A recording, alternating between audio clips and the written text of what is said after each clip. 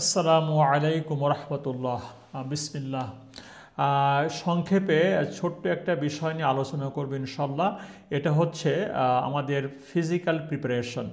যারা এবছর হজ করতে যাওয়ার নিয়ত করেছেন, অলরেডি হয়তো নিবন্ধন শেষ করে ফেলেছেন, তাদের জন্য বলি যে এখন থেকে আপনাদের কিন্তু ফিজিক্যাল প্রিপারেশন, ফিজিক্যাল ফিটনেসটা আনার জন্য কাজ করতে হবে। কারণ this is the right time for the physical preparation. কারণটা কি, এটা অলমোস্ট জানুয়ারির শেষের দিকে। যদি সব কিছু ঠিকঠাক থাকে ইনশাল্লাহ বাংলাদেশ থেকে মে মাসের ফার্স্ট উইক থেকেই হয়তো হজ ফ্লাইট চালু হবে ইনশাল্লাহ। যারা যারা একটু ওভারওয়েট, যারা একটু আউটশেপড আছেন, তাদের উচিত হচ্ছে এখন থেকে একটু ফিটনেসটা নিয়ে আসা। কারণটা কি, কারণটা হচ্ছে হজ এমন একটা সফর যেখানে আপনার ফিনান্সিয়াল অ্যাবিলিটি লাগে, অ্যাট দ্য সেম টাইম আপনার ফিজিক্যাল ফিটনেসটাও লাগে। তো শুধু ফিনান্সিয়াল অ্যাবিলিটি থাকলেই কিন্তু হজটা পরিপূর্ণ হবে না যদি আপনি ফিজিক্যালি ফিট না থাকেন। যদি হজে গিয়ে ভালো একটা অভিজ্ঞতা পেতে চান, সেক্ষেত্রে অবশ্যই কী করতে হবে, আমাদেরকে একটু ফিটনেসটাকে আনতে হবে, সো দ্যাট হজের রিচুয়ালটাকে আমরা সঠিকভাবে সঠিক সময়ে পালন করতে পারি। যদি আপনি ফিজিক্যালি ফিট না থেকে থাকেন, সেক্ষেত্রে যেটা হবে, হয়তোবা সমস্ত রিচুয়ালগুলো সঠিক সময়ে বা সঠিকভাবে করতে পারবো না। হজ ইজ এ সফর যেখানে কিন্তু ফিজিক্যাল ফিটনেসটা খুবই গুরুত্বপূর্ণ, কারণ এখানে হাঁটতে হবে, হাঁটার কোনো বিকল্প নাই। যদি হাঁটতে না পারেন তাহলে আপনার হজের অভিজ্ঞতা আপনি যেভাবে চাচ্ছেন সেভাবে হবে না। হজের হয়তো মূল রোকনগুলো হয়তো হয়ে যাবে, কিন্তু আপনার হজের অভিজ্ঞতাটা কিন্তু খুব বেশি ভালো হবে না। যদি হজের অভিজ্ঞতাটাকে ভালো করতে চান, সেক্ষেত্রে আপনাকে অবশ্যই হাঁটতে হবে। আর হাঁটতে হলে আপনার physical fitness is very important. তাই আমি আপনাদেরকে রিকোয়েস্ট করব, যারা একটু আউটশেপড আছেন তারা নিজেরা এখন একটু সিরিয়াস হন, হয়ে একটু নিজেকে ফিট করে ফেলেন।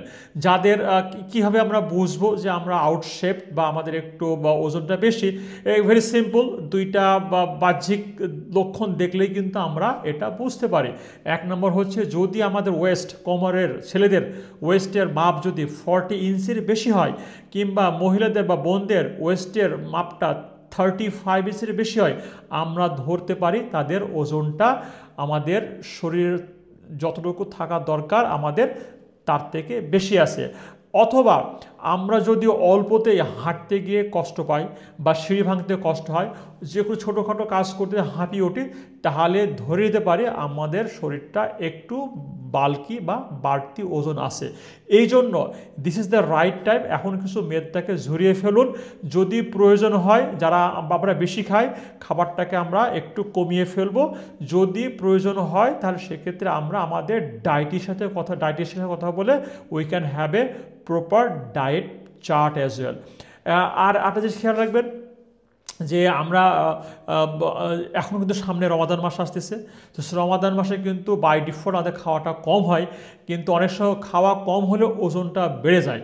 তো এই রমাদানের সুযোগটা কিন্তু আমরা কাজে লাগাতে পারি টু রেডিউস আওয়ার ওয়েট। এছাড়া যেটা করতে পারি, রমাদান মাসের বাইরে আমরা আমাদের খাবারের পরিমাণটা একটু কমিয়ে দিব। যেসব খাবার খেলে ওজনটা বাড়ে সেগুলো একটু কমিয়ে দিব। অ্যাট দ্য সেম টাইম আমরা একটু হালকা ফিজিক্যাল এক্সারসাইজ করব, সো দ্যাট আমাদের শরীরের মুভমেন্টগুলো নর্মাল থাকে। যদি কখনোই না হাঁটি, এখন হাঁটাপাড়া করব, যদি হাঁটি একটু দৌড়াদৌড়ি করব। তো আমাদের ফিজিক্যাল মুভমেন্টের সঙ্গে সঙ্গে আমাদের শরীরের মোবিলিটিটা একটু বাড়াতে হবে। এই জন্য যদি if you want to experience the best experience of হজ, তা সেক্ষেত্রে অবশ্যই আপনাকে হাঁটতে হবে, হাঁটার কোনো বিকল্প নাই। হাঁটা ছাড়া হজটা পরিপূর্ণ হবে না।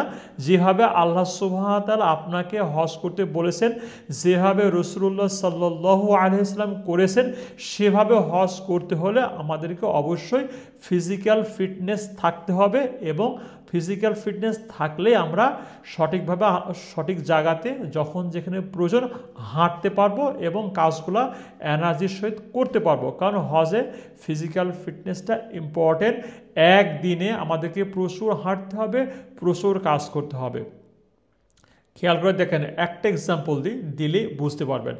আমাদেরকে কিন্তু প্রথমে যেটা করতে হবে, মিনা থেকে আমাদের আরাফায় যাব আমরা, অথবা হোটেল থেকে মিনায় হয়তো বাসে গেলাম, আবার মিনা থেকে আরাফা হয়তো বাসে গেলাম। আরাফা থেকে মুজদালিফা আপনি বাসেও আসতে পারেন, হাঁটেও আসতে পারেন।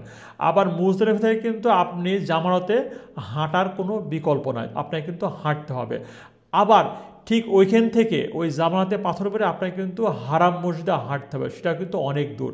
আবার হারামে মসজিদে কিন্তু আপনাকে তাওয়াফ করতে হবে অনেক, 7টা তাওয়াফ, 7টা চক্কর দিতে বেশ সময় লাগে, ওটা কিন্তু প্রচুর এনার্জি লাগবে। শুধু তাওয়াফ করলে হবে না, ভিড়ের ভিতরে তাওয়াফ করতে হবে। তো সে একটা হচ্ছে ভিড়, আর একটা হচ্ছে আপনার কিন্তু 7টা চক্কর দেওয়া, প্লাস সাইতে কিন্তু প্রচুর এনার্জি লাগে, সাইতেও 7টা চক্কর। একই দিনে কিন্তু আপনার প্রচুর এনার্জি লাগবে, আপনাকে হাঁটতে হবে। তো সুতরাং যদি হজটাকে সুন্দরভাবে করতে চান, সেক্ষেত্রে আপনাকে হাঁটতে হবে। হাঁটতে হলে আপনার ফিজিক্যাল ফিটনেস দরকার। এই জন্য আপনারা যেটা করবেন, এখন থেকে একটু হাঁটার অভ্যাস করবেন।